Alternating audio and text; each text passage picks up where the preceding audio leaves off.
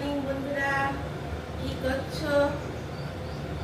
ঘুম থেকে উঠে গেছে নিশ্চয়ই। এখন 8টা বেজে গেছে, যে সানডে, তো অনেকে উঠে গেছো। সানডেতে তো আবার অনেকে একটু ঘুমায়। আমি তোমাদের কাছে আজকে ইলিশ মাছের ভাপা নিয়ে এসেছি। তো তরকারিটা দেখাতে গেলে অনেকটা বড় হয়ে যাবে, তার জন্য কিছুটা করে নিয়েছি আর কিছুটা মুখে বলে দিচ্ছি, পেরে যাবে।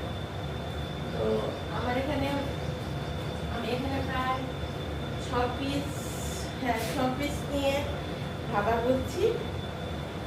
দেখো আমি শুধু শস্য দিয়ে করবো আজকে। এখানে শস্য আর কাঁচা লঙ্কা, তোমরা যদি মিক্সিতে পেস্ট করো তো পেস্ট করলে, আর যদি ওই কেনাটা দাও, কেনাটা দিলে তো টেস্টি হয় না, পেস্ট করানো, সেটাও দিতে পারো।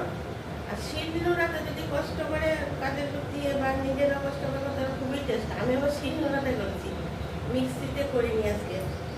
এই শস্যটা কাঁচা লঙ্কা দিয়ে পেস্ট করেছি। আর কড়াইয়ের মধ্যে কি করেছি, মানে এটা লাল তেল দিয়ে করলে বেশি টেস্টি হবে, সর্ষের তেল দিয়ে। সাদা তেল দিয়েও করতে পারো, তো যে যেটুকু পরিমাণ তেল খাও সেই পরিমাণে তেল দিয়েছি।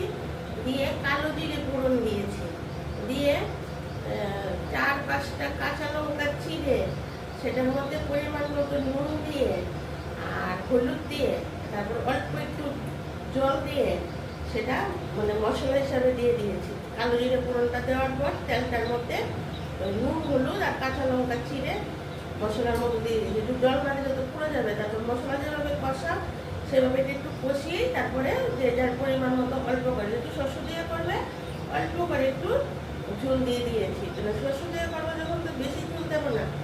আর যেহেতু আমি ভাপা করবো, মাছটা খুব ভালো, মাছটা যদি সেই রকম ফ্রেশ না হয় তাহলে হালকা করে ভেজে নেবে। আর আমার মাছটা মানে খুব ফ্রেশ ভালো মাছ ইলিশটা, তার জন্য ওখানে ভাজিনি। ঝোলটার মধ্যে আমি নুন হলুদ মাখিয়ে কাঁচা মাছটা দিয়ে দিয়েছি। ইলিশ মাছ তো ভাত দিবে না ভাপা করলে, তার জন্য আমি ঝোলের মধ্যে কাঁচা মাছটা দিয়েছি। আর যদি তোমরা যদি দেখো যে বাজার থেকে আনার পর মাছটা অতটা ফ্রেশ না আমাদের একটু কিরকম ইলিশটা এরকমই থাকে, ইলিশটা তো লাগানো থাকে না। তো যদি মনে করো যে কাঁচা পাত দেবে না, তাহলে হালকা করে, কারণ ইলিশ মাছ কড়া ভাজলে কিন্তু শস্য ইলিশের টেস্টটা চলে যায়।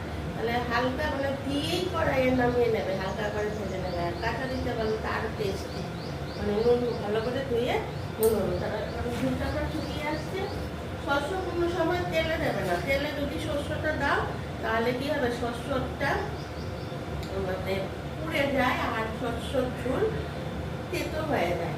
অনেকে আছে দেখি রান্না করার সময় শস্যটা